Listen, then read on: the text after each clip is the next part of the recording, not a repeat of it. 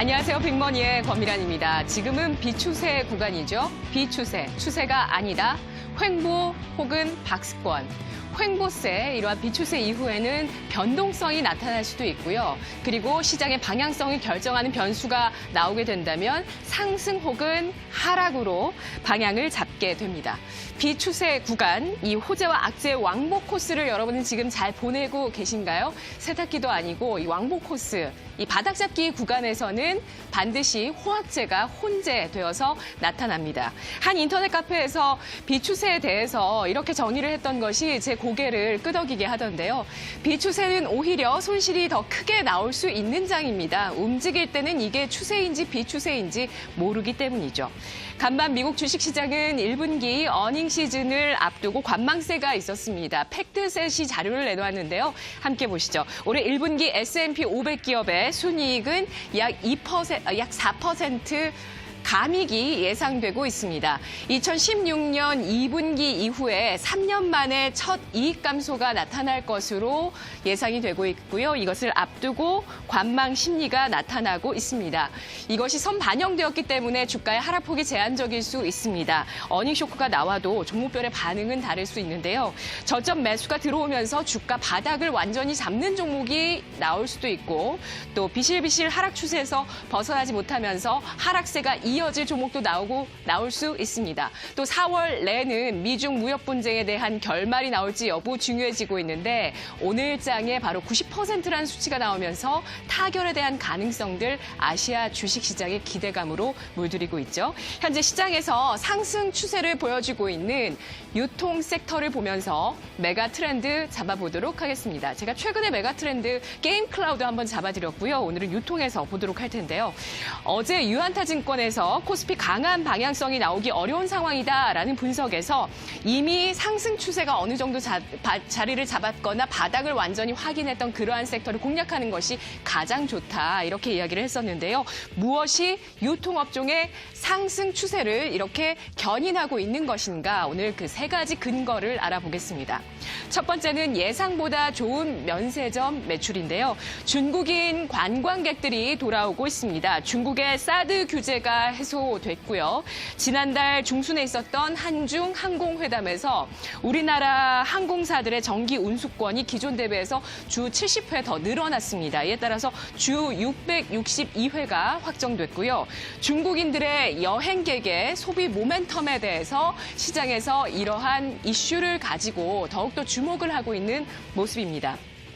현재 추산이 되고 있는 것을 파악해봤을 때 중국인의 여권 발급률은 10% 미만인 것으로 알려지고 있는데요. 14억 인구의 10% 1.4억 명이라는 계산 나오죠. 중국 정부가 소비 진작을 위해서 현재 정책의 일환으로 5월 1일 노동절 때 연휴를 늘렸습니다. 5월 1일부터 4일까지 4일의 연휴를 만들어 놓았는데요. 중국 최대 여행사, 온라인 여행사 시트립에 따르면 현재 해외 상품 검색량이 평소 대비 5배, 5배 폭증했다고 하고요. 국내외에 걸쳐서 약 1억 5천만 명이 여행을 떠날 것이다라고 전망을 하고 있는데요. 올해 연초 춘절 때 약 700만 명이 해외로 떠났습니다. 이것 대비해서 2배 정도의 국내외 여행객 예상하고 있습니다. 노동절 연휴의 인파가 기대되고 있는데요. 사드 이후에 6호의 발길이 뚝 끊겼던 우리나라를 과연 중국인들이 방문하게 될 것인지 여부 주목되고 있고요. 기대가 나오고 있습니다. 휴일 경제는 일본 정부도 적극 카드로 쓰고 있는데요. 일본은 4월 27일부터 5월 6일까지 10일 연속 연휴를 맞이하게 됩니다. 아키히토 일왕이 4월 30일에 퇴위를 하게 되고 뒤를 이어서 나루히토 왕세자가 5월 1일에 즉위를 하게 되는데 이 전후로 특별히 공휴일을 지정한 것입니다. 열흘입니다. 장기 황금 연휴, 이렇게 보기 드문 연휴가 전 국민에게 도래하게 되면서 현재 일본 사회가 전체적으로 매우 들떠있는 상태라고 하고요.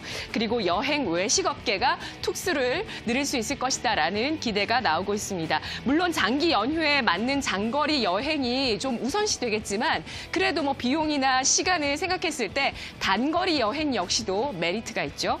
면세점 2분기 실적, 이 4, 5, 6월에 2분기 실적 받쳐줄 수 있을까요? 너무 부러워서 휴일 얘기를 좀 길게 했는데요. 면세점 실적과 주가의 탄력을 받았었던 핵심 트리거는 바로 이것이었습니다. 중국의 따이공인데요. 보따리상이죠. 연초부터 중국 전자상거래법이 개정되면서 사실 따이공이 감소할 것이다 이런 우려가 있었습니다. 그런데 그 반대였습니다. 오히려 경쟁력이 있는 따이공들이 대형화되고 조직화되면서 대형 면세 사업자로의 쏠림 현상이 나타나고 있고요. 국내외 화장품 브랜드들이 면세점의 배분 물량을 늘리고 있어서 이제 품절 현상이 완화됐습니다. 이것은 면세점의 실적으로 고스란히 연결됩니다. 유통업종의 상승 추세 두 번째 요인, 리테일 테크입니다.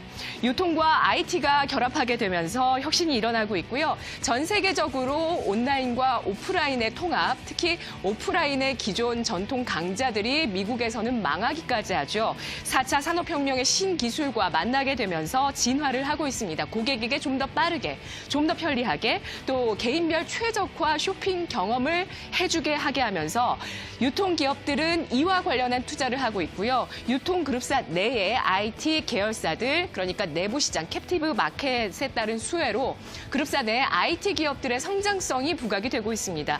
리테일 테크는 선택이 아닌 필수가 되고 있고 그냥 경쟁이 아니라 생존을 위한 경쟁입니다. 전통 유통기업들이 패러다임 변화를 맞이하게 되면서 이렇게 온라인 중심, 모바일 중심으로 디지털화 되고 있는 것이고요. 이에 따른 수혜를 받을 수 있는 기업 여러분 아시나요? 롯데정보통신, 신세계 INC 이들 모두 상승 추세를 현재 정배열로 그려가고 있고요. 카페24 1인 마켓 위주로 이 온라인몰을 생각하시면 그 솔루션을 제공하는 카페24까지 좀 포함을 시켜볼까 하는데요. 지난해 주가 고점이 20만 원대까지 오르게 되면서 지난해 한 해 동안 고점 기준으로 244%의 대시세를 내는 이후에 최근에 쉬어가고 있지만 이 이후에 상승 추세 언제쯤 올라타게 될지 한번 주목해서 살펴보시기 바라겠습니다. 전 세계 유통업체들의 혁신은 이렇게 계산대와 배송에서도 나타나고 있는데요. 무인화가 확산되고 있습니다. 계산대에서도 혼자 소비자가 계산을 하고요. 배송도 국내에서는 시간대 싸움으로 새벽 배송이 이슈가 되고 있지만 이렇게 미국에서는 무인 배송 전쟁이 일어나고 있습니다. 세 번째, 신유통의 부각인데요. 새로운 형태의 유통, 쇼핑몰들이 우리 생활 속에 아주 깊숙하게 파고들고 있죠. 쓱 배송만 하면 옛날 사람이고요. 마켓컬리까지만 아셔도 조금 옛날입니다. 요즘은 유기농과 가성비로 공략하는 오아시스가 급성장을 하고 있는데 지어소프트의 자회사로 있습니다. 온라인 신선식품 시장의 확대에 따라서 크게 성장을 하고 있는 지어소프트의 성장률을 수치로 한번 확인해 보도록 하겠습니다. 1분기 지어소프트의 실적 전망치가 전년 대비해서 38.6%, 영업이익은 354.9% 전망이 되고 있는데요. 현재 이 온라인 마켓 오아시스 같은 경우에 런칭이 지난해 8월이었습니다.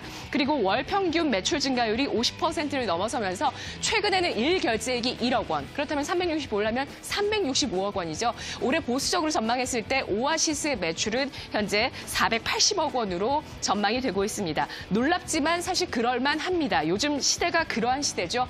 아마존으로 케이스를 팔고 있는 이 기업 바로 기억하시죠? 오늘 아침에 소개를 해드렸던 슈피겐코리아도 어제 오늘 급등을 하고 있습니다. 마스크팩뿐만 아니라 유기농 생리대 기업까지 지분을 인수했는데 급등한 부분 부담이죠. 하지만 상승 추세로 변화하고 있다는 점을 주목하면서 지속적인 관심을 이들 기업에 한번 봐주시면 좋을 것 같아요. 메가 트렌드가 과연 이쪽에서 올해 내내 유지될지 여부를 잘 살펴보시기 바라겠습니다. 이 시각 주요 경제 뉴스 알아보셨고요. 이제 시황 확인해 보도록 할게요. 오늘 김도원 아나운서입니다.